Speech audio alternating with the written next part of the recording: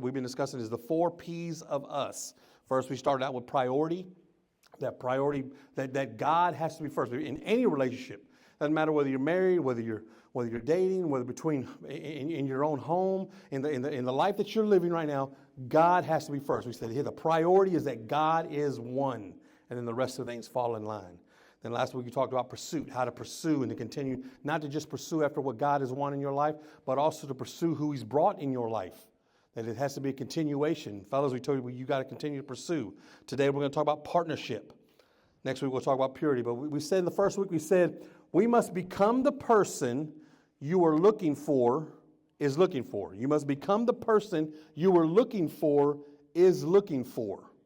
One of the things I used to tell you teenagers back in the day was, listen, when you decide to get married, fella, you're gonna stand at that altar, and she's gonna come down the aisle, and what you want to know, no matter what anybody else tells you, I'll let the cat out the bag. What you want to know is that she belongs to you.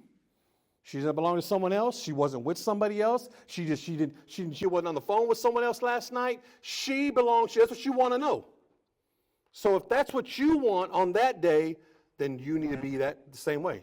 So that's what we're saying here. Become the person you are looking for is looking for. Then we also said that marriage won't fix you. And it won't fill you. It will only reveal the real you. And there's nothing truer there, trust me. You take that for what it's worth. When you're dating, everything's great, cloud 9. And then when you get married, everything comes back down. You're down to earth and realize, man, his feet stink. I had no clue that his feet stunk like this. Right? Because the whole time he's got his shoes on. He's always got socks on. You did, right? Marriage won't fix you. It won't fill you. It will only reveal the real you. And then we also said, we were not created to be the answers for our spouse's troubles. We were created to be partners with our spouses in their troubles.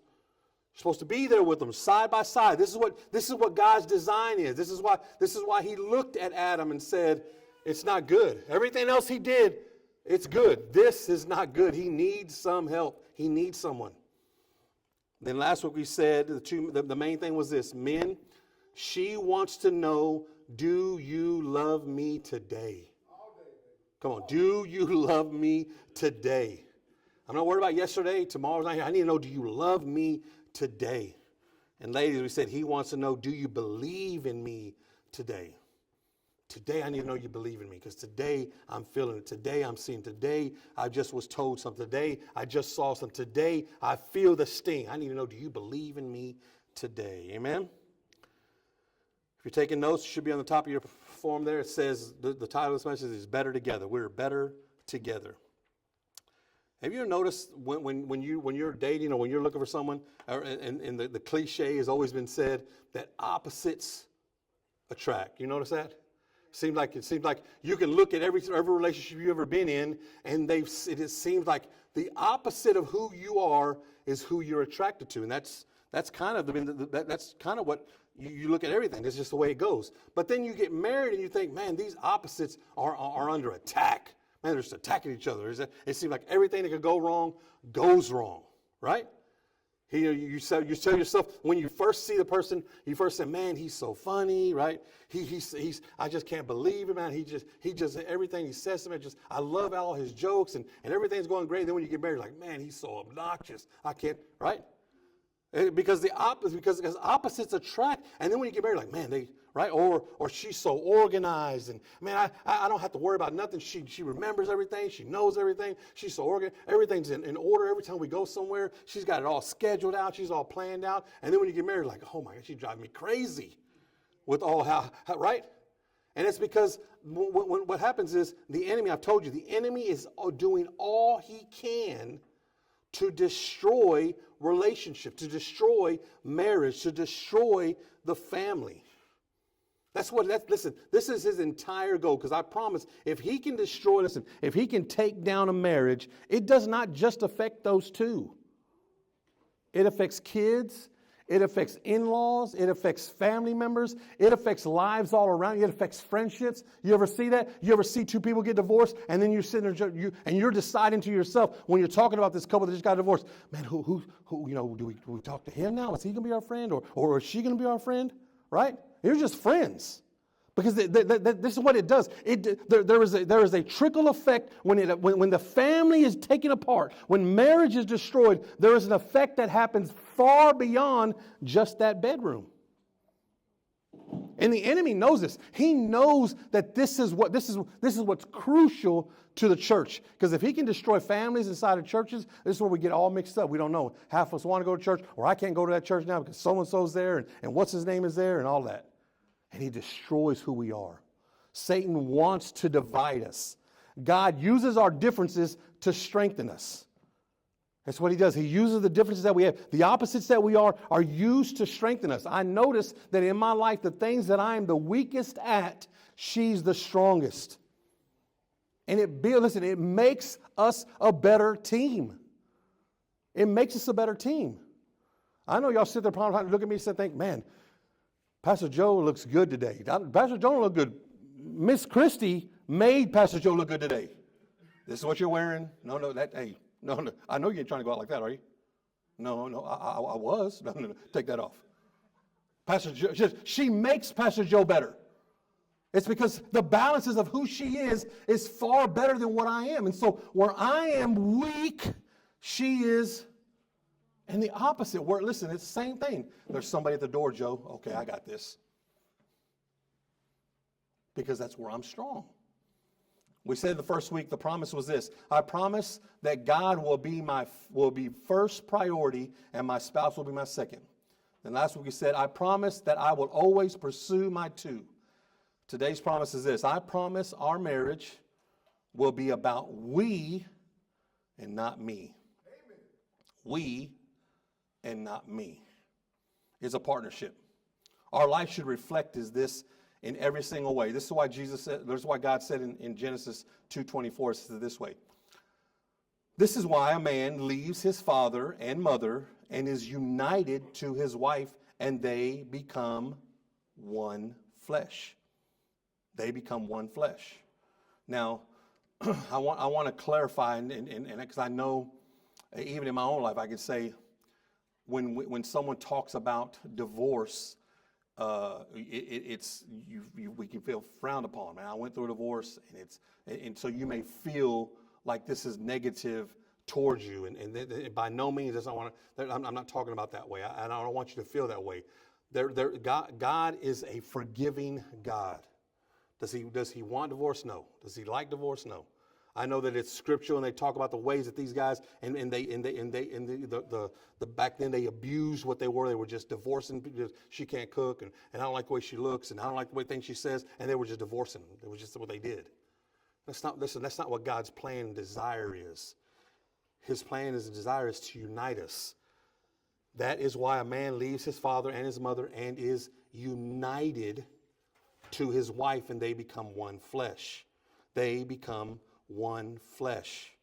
Matthew 19, this is now Jesus talking, and he's taking this same scripture, and he says it, for this reason a man will leave his father and mother and be united to his wife, and the two will become one flesh. So they are no longer two, but one flesh. Therefore, what God has joined together, let no one separate. Y'all have heard that in weddings all the time, right? What God has put together, let no man, right? And listen, Jesus added to the fact that he's saying you two are becoming one flesh. And then he said, listen, what God has joined together, what God has united together, let no one separate. But how can we even live this out? Right? Some of us, when we leave our parents and we get joined together and we become one flesh, how does this even happen? Right? How do we make this one joining together happen? Because for the most part, when you talk about marriage and we talk about this, the first thing we think of is simple.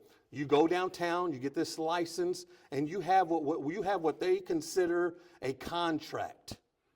This is a contract. And this is basically saying us two are coming into agreement. We are coming into an agreement together, and we're deciding that we're going to join everything. We're going to be together. And this is a contract. And most of the time, listen, most contracts are only given when there is a sense of distrust between each other.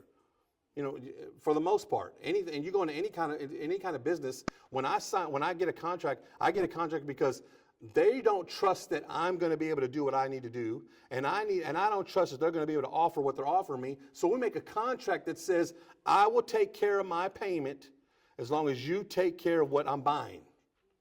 It's kind of as simple as that. That's kind of what a contract is. And and we've allowed the contract mindset to come into the church and where we are. A contract is based on mutual distrust.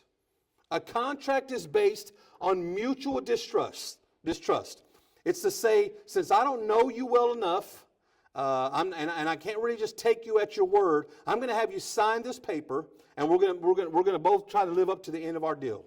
And as far as you're in, I'm in. As long as I know you're involved, I'm going to get involved. As much as you're going to give, I'm going to give. Right? Right? Nobody, listen, nobody has a mortgage of $2,500 a month and decides, you know what I want to do? Hey, I'm going to start doubling up, and don't worry about the other $2,500. No. All you asked for was $2,500. And if they came back to you in a year and said, hey, listen, we kind of made a mistake on the numbers, it's actually going to be $3,200 a month. What do I got? I got a contract that says this $2,500, and that's all you're getting. Yeah, but no. I got a contract, and I'm going to put in as much as I know you're putting in. And that's what this happens. But see, marriage is not that. Marriage is a covenant. And a covenant is based on mutual commitment.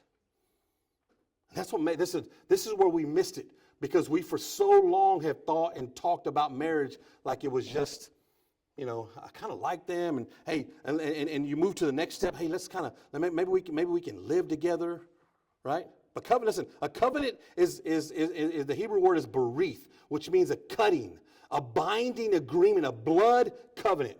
Back then, what they would do is they would cut hand, and then they would cut her hand. And they would move the hands, put the hands together, and mix the blood. This was a blood covenant. This was saying that we are one flesh now.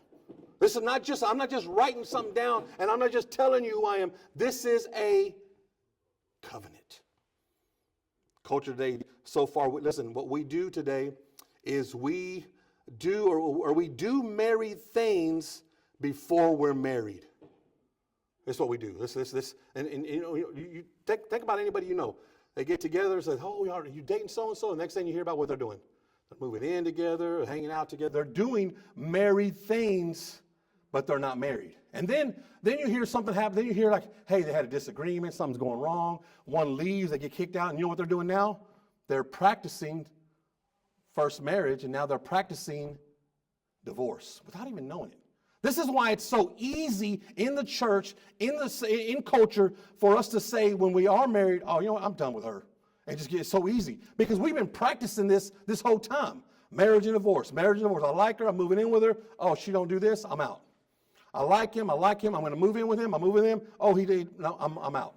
And we've been practicing marriage and divorce this whole time without even knowing it. We've been doing what they've asked us to do. Oh, just test it. See if it's okay. Hey, nobody gets a car without a test drive, right? True.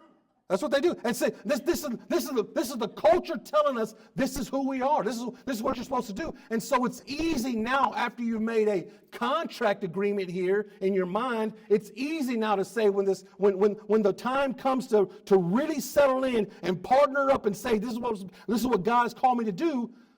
I can walk away from this. Because it's just a contract to you. There's no real becoming of one flesh. There's no real sense. This is the reason divorce is so easy, because we've been practicing for so long. And so when something tough comes our way, we do what we've been doing. Practicing divorce now. We take our marriage and we look at it like it's a contract. We fail to read the fine print. Oh, we say the fine print, right? for richer or for poorer, for sickness and health, right? Forsaking all others, till death do us part. We say these things, right? But we don't actually believe those things. I mean, how would you feel if you're sitting here and I got a groom right here, and the bride comes walking down, and I'm giving her the vow, and I get to the vow points, and I says, all right, here we go. Do you take him? I do. And says, till he loses his job, right? If I said it, you're like, wait, what did he say? Or she can't pull her own weight. If I said that in a vow, you'd be like, what did he just say? Right? Or until she gets cancer. Right? Or his back goes out and he can't work. What if I said those things? Right? Or if your ex comes along because he got a better job. What if I said that? Or his ex comes along and she looks better in that dress. Right? Listen, but this is what we do. This is how we do. This is how we base our relationships on. Because there's no real covenant. There's no partnership. We don't see it as that. Mutual commitment is not 50-50. It's 100%. I'm all in. I'm giving 100%. Let's understand that it isn't 50-50. It's not I'm in as far as you're in. No, I'm all in. I'm 100%. Marriage is never dividing everything in half. It's giving everything you got. It's never ever, hey, do unto others as you want them to do unto you. Listen, I know that's true, but that's not marriage. Marriage is do unto others, do unto your spouse as Christ has done unto you. He gave his life. That's what he was. Listen, this is in the context of marriage. What he's saying is, I gave my life for the church. I gave my life for the bride. What is he saying? I gave 100%. I know you're not all in. I know you're not all in, but I'm all in. Is what Christ is saying. I know you're not all in. You know why I know you're not all in? Because you don't talk to me. Because you don't read about me. You don't pray to me. When the song's playing, you're sitting there worrying about everything else instead of worshiping me. But I'm all in. Listen, I gave my son. I gave 100%. And what he's saying is, I need you to give back. Marriage is not dividing everything in half. It's giving everything you've got. Marriage is not dividing everything in half. It's giving everything you got. I say it this way. Covenant partnership is summarized with this: godly leadership and mutual submission. Now, I know when I say that word, submission, people are like, ooh, husband's like, that's why, here we go. Tell her. Let her know. And women sometimes like, oh, does he have to say that? But here it is. I'm going to read it again. Godly leadership and mutual, that's the key word here, submission. Mutual submission. Ephesians 5:21 says this way: submit to one another out of reverence for Christ. Right? How many in your relationships, how many can you know you're the dominant one? You're the dominant one. Right? How many, can you raise your hand? You know you're the dominant one in your relationship. And then some of you, how many know you're the passive one? Right? Now, if you have to lean over and ask, hey, what am I? You're passive, just so you know. If you're asking what you are, you're passive. It's okay, though. It's okay. I know in our relationship, I'm the more dominant one. I know that. But that's not how we live this life. We submit to one another, right? Yeah, listen, I would be the dumbest man alive if I didn't maximize her unique gifts, her talents, her passions, all the stuff she brings to the table. I'd be a fool to not utilize who she is in our marriage. Listen, there's times when we're sitting there talking to somebody or someone comes up and I'm all like, yeah, man, let's get together, blah, blah, blah. And I turn around, she's like, you ain't getting that guy no more. Wait, what? No. Something wrong with him. Really? Yeah. You're not getting with him. But and I'm all thinking of all the things I was already thinking. We're going to go out. We're going to go to the movie. I'm all thinking of everything else. She's like, no, you're not having it. And then later I find out she was right. Listen, I would be the dumbest man alive if I didn't utilize the fact that she has a discernment about people that I don't have. Y'all know me. I'm ready to go. Let's go. I'm all happy about everything. And she's like, oh, pump the brakes, Joe. Slow down. No. Right? Because she brings that to the table. Listen, and now I become more cautious when she says something about, we're talking to somebody, and she said, hey, you got to watch this. What? Yeah. Okay. No, we're not doing that. Okay. So, and listen, it doesn't. She's not dominating the relationship. What she's doing is utilizing the gift that she has, that brings to the table. And listen, it strengthens our marriage. But keep going down on 5 in Ephesians. Verse 22 says it this way: wives, submit yourselves to your own husbands as you do to the Lord. For the husband is the head of the wife, as Christ is the head of the church, his body, of which he is the Savior. Now, as the church submits to Christ, so also wives should submit to their husbands in everything. Men, we have to understand, though, it's not, listen, we're called to lead. Hear me, we're called to lead. They want to be submissive, but we're called to lead. And listen, I'm not. It's not called to be a dictatorship. It's leadership. Those are two different. Listen, it's not my way or the highway. It's I'm going to lead us in this direction. But if you see something I can't see, let me know. A good leader takes that on and says, okay, you're right. It's good. We set the tone. We say, man, I wish my wife would honor and respect me. Right? Well, you submit yourself unto the Lord and see what happens. I'll say it this way. Give her something to honor.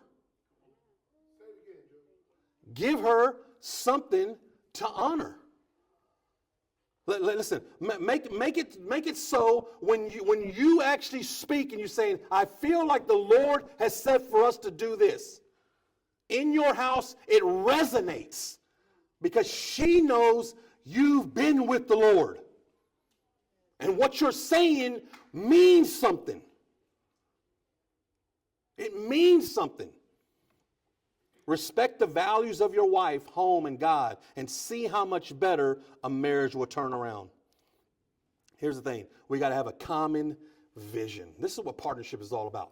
It's having a common vision. We may have different things each of us have to do or to get to where we're wanting to go, but we still have the same one vision. You know why? If you have two visions, you know what you have? You have division. If both of you have two different outcomes and you're both thinking two different ways this marriage is going to work and you're both thinking two different ways or directions this family is going to go, you don't have a vision. You have you have two visions. And you put that together, that's division. And this is why so many families lose out at being successful or being who God has called them to be, because they both have two different views of how the family should be raised, of how the family should be led, of how the family should operate.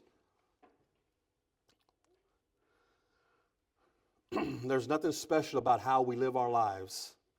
Promise you, listen, there's nothing special about the way we live our lives. I promise. Our schedule is just as tough as yours. And Satan attacks us just as much as he's attacking you, I'm sure. And I promise you, listen, our flesh is real. And we're capable of sinning just like everyone. We make mistakes just like everyone else. We've sinned against God. We've hurt each other. There's drama in our own family. We've had health. Listen, we both buried my parents. We buried my sister. We've buried her grandfather, her grandmother. We've had issues in our family as well. It's not, there's nothing easy about what we're doing that's different from what you're doing. We get stressed out too. But our whole purpose now of putting this together is because we have one vision that says our family will serve and honor God. And if that's through sober, that's through sober. If that's through singing somewhere, or if that's through cutting albums, if that's my kids going all over the world, ministering to God, whatever that looks like, our family will serve God. That's the vision we have. You know why? Your marriage will be as good as both of you decide it will be. Hear me. Your marriage will be as good as both of you decide it will be. Your marriage is as good as both of you want it to be. You both have to decide this is what will be. Both of you have to take it. I understand that some of you are in places where you feel like it's different, and I don't know if this is going to work, and I'm trying to change this person. You both, listen, it's going to be as good as both of you decide it will be. As good as both of you decide it will be. How many of us in our areas, listen, most of the time we make excuses, or we decide this is just how things are going to be. And if you made an excuse about the way your marriage is, the reason it fails is because of that. You decide, I'm just going to live, this is how I'm going to be. And marriage is not that way. Marriage isn't measured by your feelings. Marriage is measured by commitment. You can't say today, you couldn't say, you know what? I kind of don't feel like feeding the kids. Right? I don't feel like feeding the kids. Not today. Hey, we're not eating today. Right? Or you can't get up and you couldn't go 2 or 3 weeks saying, you know what? I just don't want to go to work. I'm not going to work today. You couldn't do that. Because I just don't feel like it, right? Or you surely couldn't say, you know what, this year, I'm not paying taxes. I don't feel like paying taxes. Hey, your taxes are due. I didn't feel like paying them. You couldn't do that. You listen, but feeling, listen, feeling will follow your commitment. That's why marriage is not measured by your feelings, it's measured by your commitment. And your feelings will follow that commitment. I've committed to this. I'm in on this. I'm giving 100% to this. And your feelings will follow. They may not like it. It may not feel good at times. There may be some things that are struggling with, and you're like, man, I sometimes just don't understand. But listen, if you're committed to it, your feelings will follow that. Your feelings will follow that. It comes down to two things. Here we go. It comes down to two words, and that's the words united and untied. United and untied. What's the difference between these two words here? What's the difference? United is together and untied. That's it. And look, it's all about where the I is. Listen, if I am in the wrong place, I'll be untied. If I am in the right place, I'll be united. That's the only difference here. The only difference is where you decide you're going to be, what you decide I'm going to do, what part I'm going to give. Am I going to give 50% because she's giving 50%? Or am I going to be all in because she's all in? Right? Or am I convinced that if I go all in this, she will see, oh, he's all in. Let me do this too. That's what separates that. This is what separates us, is the fact that we take on ourselves, I don't know if I want to. I'm not sure if I like this. Listen, it all comes down to this, is where the I is. It's difficult for us to submit. It's difficult for us to do this. Submit unto Christ, serving the bride, laying down for her life. These are difficult things, but I promise, if you put yourself in the right position, this is what God will honor. I cannot control what she does, but I can serve her with all my heart. Mutually submitting to one another and leading towards a common vision. When I'm in the right place with the help of God, and when she is in the right place, we become united as one flesh, and this is the marriage that will honor God. I promise, listen, marriage is about we and not me. It's just about we and not me.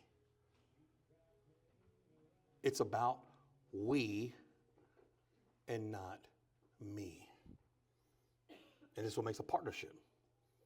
And this is how our whole world, listen, this is how our church will grow when partnerships are made and they stand firm on that. No matter if it's just between a husband and a wife, if it's between two brothers saying, hey, man, I'm in this all together. I want to be here with you to help set up the church. I'm with you. I want to be out there. You tell me what Saturdays we're going to be out there in the district. I'm all in. I want to partner up with you and make this happen. Get with Bert. Hey, Bert, I want to be, hey, listen, you're doing that prison ministry. I want to be a part of that too and partner up with them. Listen, partnerships is what's going to grow this church.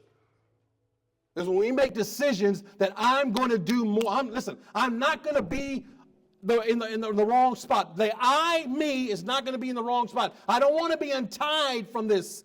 I want to be united with what we're doing. It's partner up and decided I'm going to make a difference because I'm going to give 100%. I want to be united with the vision that you have. And let me tell you that vision. My vision is that one day we're in a building and we don't have enough time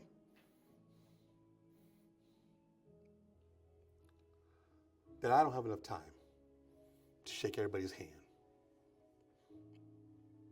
But you do. If I could just shake 10 people's hand and you shake 10 and you shake 10 and this thing just spreads. And we're seeing marriages that were broken coming together. We're seeing people that were suicidal living. We're seeing kids that were running away back home. And I may not get to see them every single, and you may not get to see everybody, but the 10 you meet are not the same 10 that she met. The 10 that you get to meet are not the same 10 that you get to meet. And there's so many of us in here changing and being a part of the change. That's sober. Listen, this is what sober is. Leading people to discover the fullness of God. Amen.